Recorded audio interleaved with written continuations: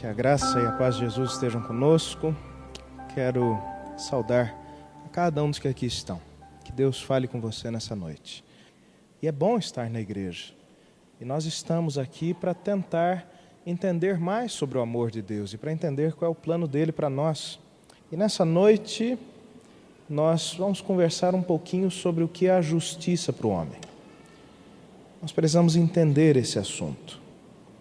Quero também saudar os nossos amigos que nos acompanham pela internet. Que Deus te abençoe aí onde você estiver. Vamos abrir a Bíblia no livro de Jó. Nós vamos ler o capítulo 9, verso 2, para começar o estudo dessa noite. Livro de Jó, capítulo 9, verso 2. Na verdade, sei que assim é, porque como pode o homem ser justo para com Deus? Essa é uma das perguntas que habitam o coração de todos nós cristãos. Porque nós temos o desejo de agradar a Deus.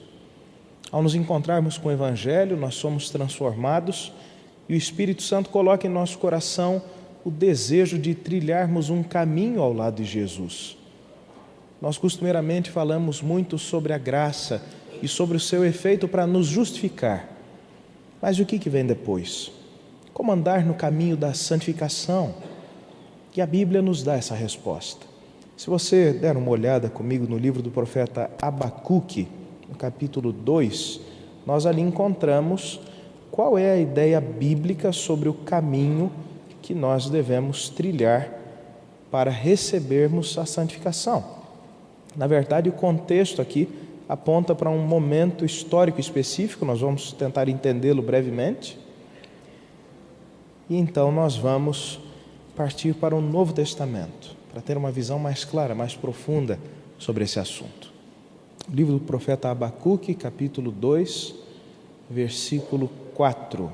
Aqui é dito o seguinte: Eis o soberbo, sua alma não é reta nele, mas o justo viverá pela sua fé. Dentro do contexto de Abacuque, as invasões militares que aconteceriam como parte do juízo pela quebra da aliança eram iminentes. E o profeta não conseguia entender como é que Deus poderia usar uma nação ímpia, uma nação que não o adorava, que não seguia os seus ensinos. Como poderia Deus usar pessoas assim para trazer juízo sobre a casa de Israel? E então Deus tem aqui uma conversa com ele. O livro todo de Abacuque gira em torno de 3 orações que Abacuque fez e as respostas que Deus lhe deu. E aqui nós temos uma das frases mais importantes e mais marcantes da Bíblia: o justo viverá pela sua fé. Essa é a frase que transformou o coração de Martinho Lutero. Quando ele chegou à compreensão de que somente pela fé ele poderia ter justiça diante de Deus, ele rompeu com as tradições que o seguravam, com a sua antiga forma de pensar e seguiu na direção do Evangelho. Ele, estando em Roma, subindo uma escadaria de joelhos, ouviu distintamente essa voz dizendo: o justo viverá pela fé. Esse verso de Abacuque é tão importante que ele é repetido 3 vezes no Novo Testamento. Todas elas pelo apóstolo Paulo, que é o autor bíblico que mais fala sobre a justificação e sobre a santificação que nós recebemos do Espírito. A primeira dessas aparições, e eu peço que você acompanhe a leitura comigo, está em Romanos, no capítulo 1, verso 17. Esta é, sem dúvida, a carta mais marcante que o apóstolo Paulo escreveu. É a mais extensa, é a que tem um conteúdo teológico mais profundo. Paulo, de fato, sentou para escrever isso daqui, usando uma linguagem atual nossa, né? Ele tirou tempo e ele compôs essa carta. Muitas vezes a literatura do Novo Testamento acontecia de forma incidental. Havia um problema e para resolver o problema o apóstolo que estava longe enviava uma carta. Mas não é o caso da igreja de Roma. Paulo escreve aqui um verdadeiro tratado sobre a teologia da fé. E no verso 17, logicamente, está a frase: visto que a justiça de Deus se revela no Evangelho, de fé em fé, como está escrito, o justo viverá por fé. Eu mencionei que Paulo vai falar 3 vezes esta frase em suas cartas. Ele escreve 3 vezes isso. Em cada uma delas, ele aborda um dos aspectos da frase original de Abacuque. Em primeiro lugar, ele tenta dizer quem é o justo. Esse verso que nós lemos, nós vamos entendê-lo daqui a pouco. Depois ele vai falar da forma de o justo viver e da fé do justo. Aqui em Romanos, no capítulo 1, Paulo está fazendo a sua introdução. Ele está dizendo para a igreja de Roma que ele não se envergonha do Evangelho. Na verdade, esse é o verso 16, leia comigo. Pois não me envergonho do Evangelho, porque é o poder de Deus para salvar todo aquele que crê. Primeiro do judeu e também do grego, visto que a justiça de Deus se revela no Evangelho, de fé em fé, como está escrito, o justo viverá por fé. Esse apóstolo que não se envergonhava do Evangelho, porque ele próprio tinha tido um encontro com Cristo, quer transmitir essa mensagem preciosa para a igreja de Roma. O apóstolo Paulo aqui fala daqueles que de fé em fé, caminhando, dando passos, estando no caminho da santificação, recebem a justiça de Deus. E ele diz que a justiça de Deus é revelada no próprio Evangelho. Mais adiante na sua carta ele vai dizer que com a morte de Cristo, Deus se torna justo e justificador. A questão universal, a dúvida que Satanás havia levantado, é Deus justo? Merece Ele adoração? Pode Ele criar leis e reger o universo? Essas perguntas todas são respondidas com a morte de Jesus. Na cruz, Cristo paga o preço dos pecados e Ele prova que Deus é justo ao perdoar o pecador. Deus é justo ao estipular uma lei.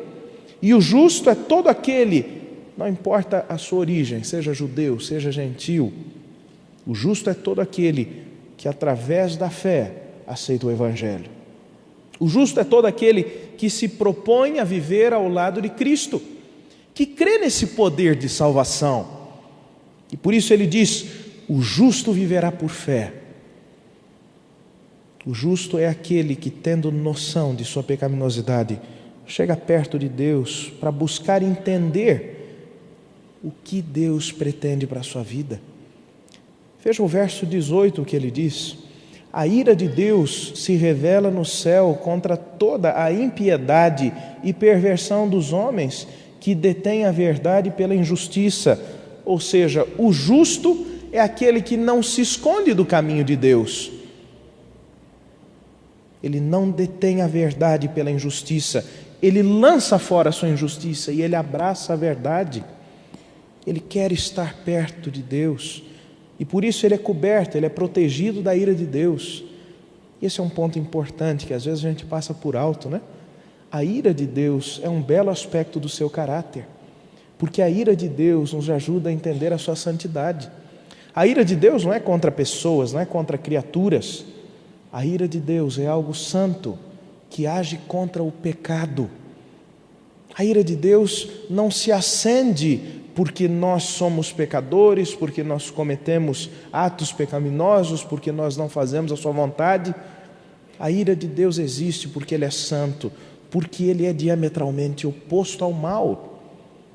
Portanto, Ele não pode compactuar com o pecado. Ele oferece um caminho justo. Isso é verdade desde o princípio.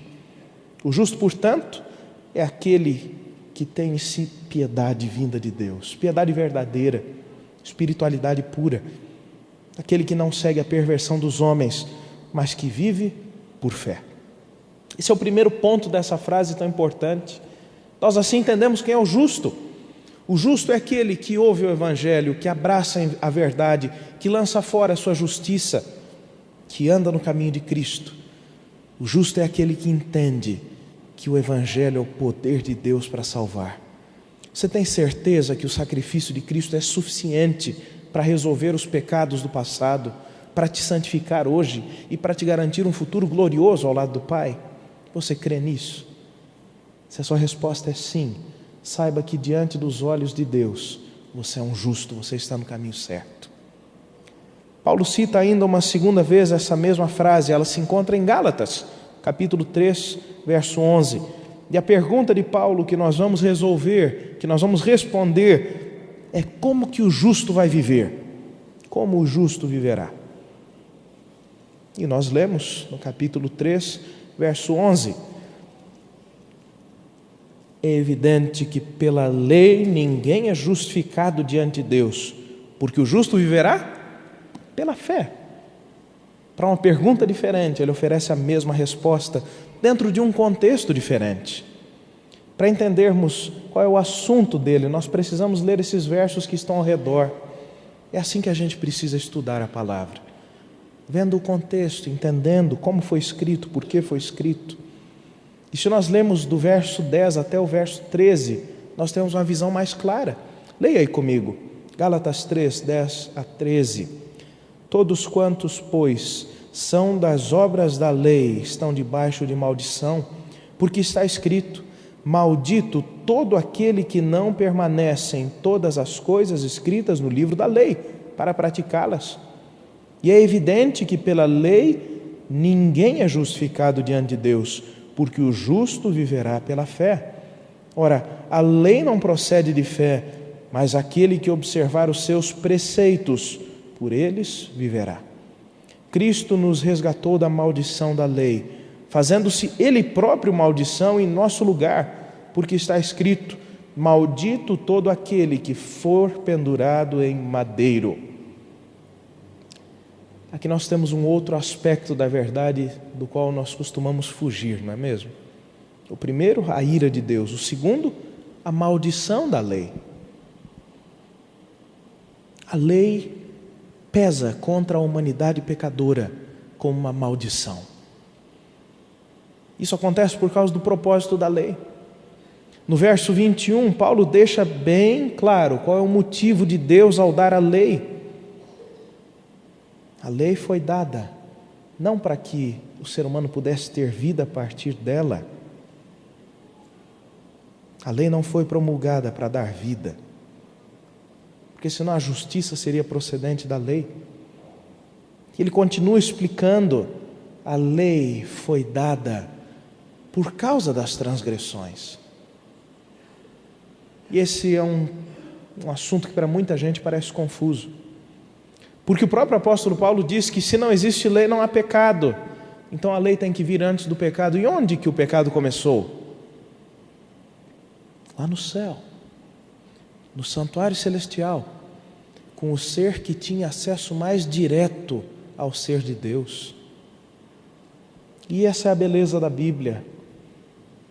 O lugar onde o pecado começou é precisamente o mesmo lugar onde o problema do pecado é solucionado. É isso que Cristo faz hoje. Ele mostra diante dos seres santos, não pecadores, os anjos, os habitantes de outros mundos criados, a justiça de Deus ao nos perdoar. A lei é eterna. E Paulo diz isso várias vezes: a lei ela é santa, ela é justa, ela é boa. E na sua primeira carta a Timóteo ele diz: a lei tem todas essas qualidades, se ela for bem empregada, se ela for bem utilizada.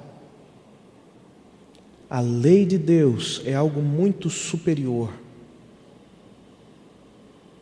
à codificação que nós temos escrita na Bíblia. A lei de Deus no céu não tinha que ver com circuncisão, com derramamento de sangue de animais, não era isso. A lei de Deus tem que ver com preceitos, com princípios, com grandes pontos por onde o caráter de Deus é revelado. Afinal de contas, as realidades que a lei apresenta são locais, aqui para a terra. E daí eu me refiro, logicamente, à lei dos 10 mandamentos. Esse é, afinal de contas, o assunto de Paulo nesse capítulo. A lei foi acrescentada por causa das transgressões, até que viesse o descendente a quem se fez a promessa, é o verso 19. A lei não foi instituída para dar vida, mas a lei tem 3 funções básicas. Paulo deixa isso bem claro nessa carta aos Gálatas. A primeira função da lei é revelar o pecado. O meio que revela o meu pecado é capaz de perdoá-lo? Sim ou não? Não. O segundo propósito da lei é nivelar todos os seres humanos. Nós vamos ler aqui o verso onde Paulo diz: nivelar tudo, colocar tudo, encerrar tudo debaixo do pecado. E daí eu pergunto: algo que me prende ao meu pecado é capaz de perdoar o meu pecado? Não. Mas há uma terceira função que Paulo aponta para a lei. A lei nos serve de condutor, de professor, de disciplinador para chegarmos até Cristo. E ele aqui, logicamente, só pode estar se referindo aos 10 mandamentos. Os 10 mandamentos, portanto, foram adicionados, foram acrescentados nessa formulação com a linguagem forte, pesada, que acusa o pecador e o prende à maldição, que é a morte.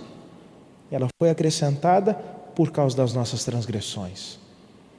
E Cristo veio, Cristo morreu para nos salvar, para pagar o preço, para nos libertar da maldição da lei. Então, como que o justo vai viver? Ele vai viver fora da maldição da lei. A lei amaldiçoa aquele que está em pecado, porque a lei revela o pecado. A lei amaldiçoa aquele que está preso a ela, encerrado, guardado debaixo dela, porque não saiu para a liberdade em Cristo. Os 10 mandamentos apontam para o fato de que nós todos somos pecadores e não podemos atingir a justiça de Deus. E é por isso que vem Cristo.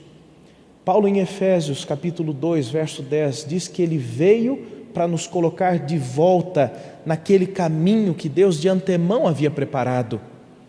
E esse caminho é o caminho dos princípios que estão por trás dessa linguagem forte e negativa dos 10 mandamentos. Nós devemos adorar somente a um Deus. Isso é fidelidade. Nós devemos respeitar ao seu nome. Nós devemos adorá-lo no dia em que ele escolheu. Toda essa linguagem negativa, forte que aparece na lei, tem no seu interior uma linguagem positiva, que nos eleva, que nos aproxima de Deus, porque é o caminho que Deus de antemão havia preparado. Esse é o caminho que apontava para a própria morte de Cristo na cruz. Porque antes eu era maldito, eu estava embaixo da maldição, eu merecia a morte. Mas Jesus vem e morre a morte que devia ser minha. É por isso que eu agora posso viver pela fé, fora da maldição da lei. Vamos ler os versos 17 até o 22 para que isso fique mais claro em sua mente. Paulo aqui diz assim: e digo isto, uma aliança já anteriormente confirmada por Deus, a lei, que veio 430 anos depois, não pode abrogar, de forma que venha a desfazer a promessa. Porque se a herança provém de lei, já não decorre de promessas, mas foi pela promessa que Deus concedeu gratuitamente a Abraão. Pois qual a razão de ser da lei? Foi adicionada por causa das transgressões, até que viesse o descendente a quem se fez a promessa, e foi promulgada por meio de anjos, pela mão de um mediador. Ora, o mediador não é de um, mas Deus é um. É porventura a lei contrária às promessas de Deus? De modo nenhum, porque se fosse promulgada uma lei que pudesse dar vida, a justiça, na verdade, seria procedente de lei. Mas a Escritura encerrou tudo sob o pecado, para que mediante a fé em Jesus Cristo fosse a promessa concedida aos que creem. Essa promessa que nos garante uma herança é a promessa de salvação, e a herança é a própria salvação. Por isso a lei já não acusa mais aqueles que estão em Cristo Jesus. A lei perde na morte de Cristo esse aspecto condenatório, porque agora nós somos livres e a lei mostra esse caminho de liberdade. O justo vive pela fé, ou seja, ele não guarda o sábado para ser salvo, ele guarda o sábado porque já foi salvo.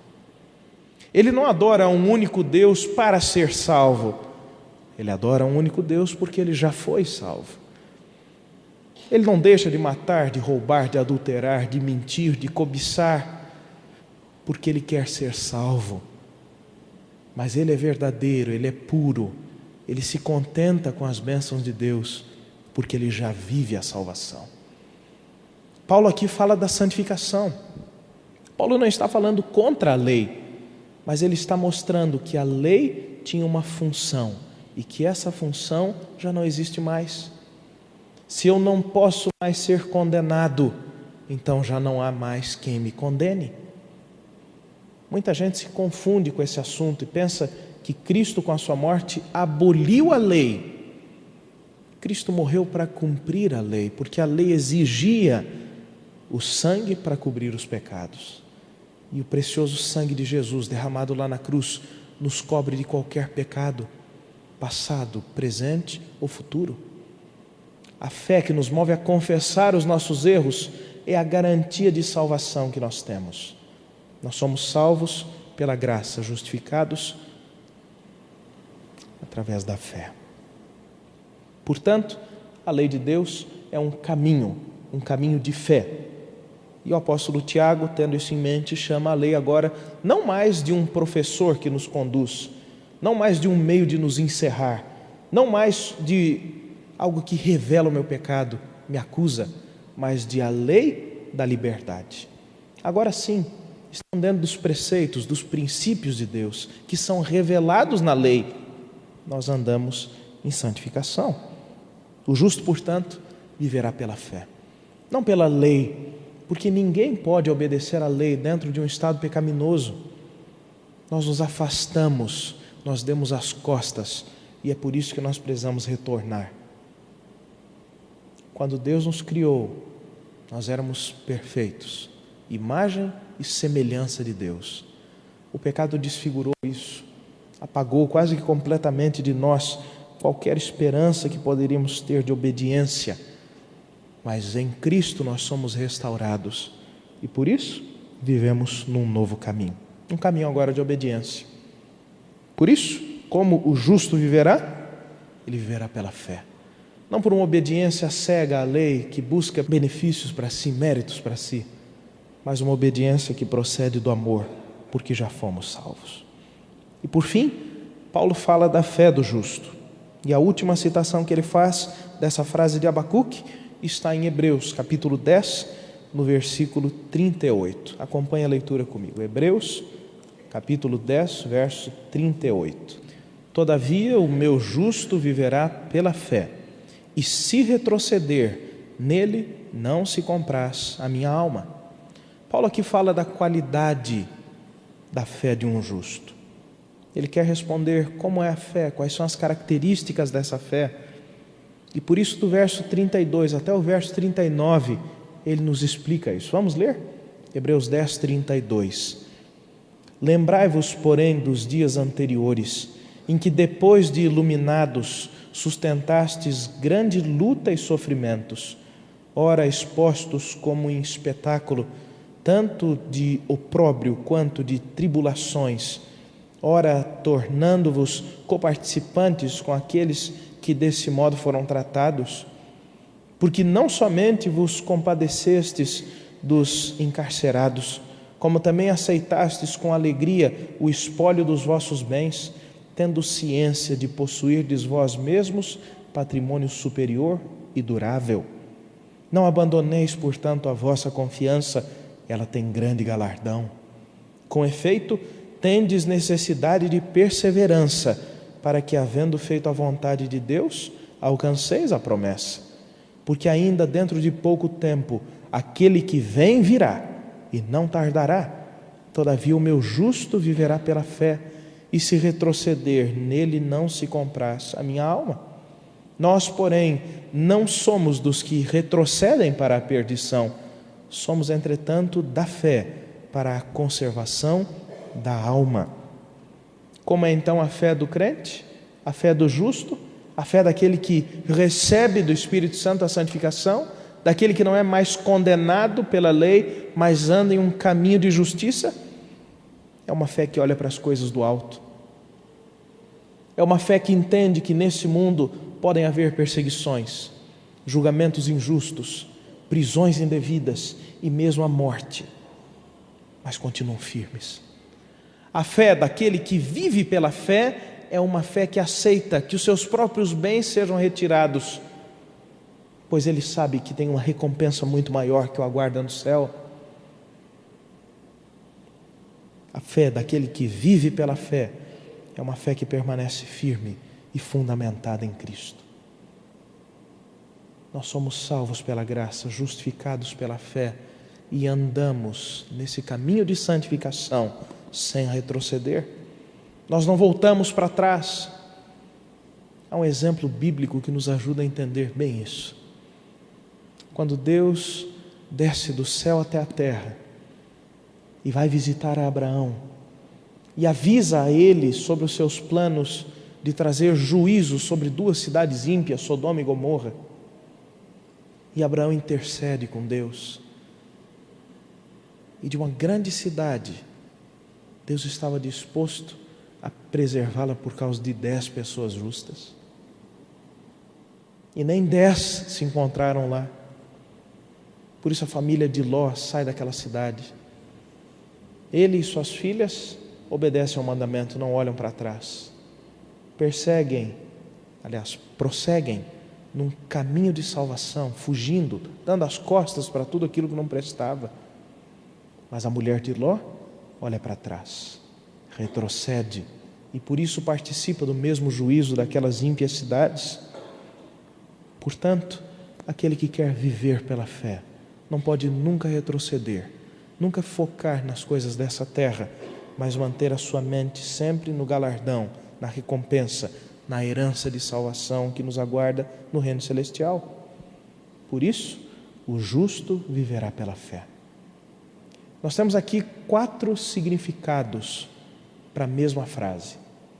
Lá em Abacuque, o justo que viveria pela fé era aquele que seria preservado do exílio, do cativeiro, da destruição, pois ele havia se arrependido e se escondido em Deus e, portanto, estava protegido. Em Romanos, aquele que vive pela fé é o que aceita o Evangelho, que abraça a verdade, lança fora a injustiça, estando ligado a Cristo.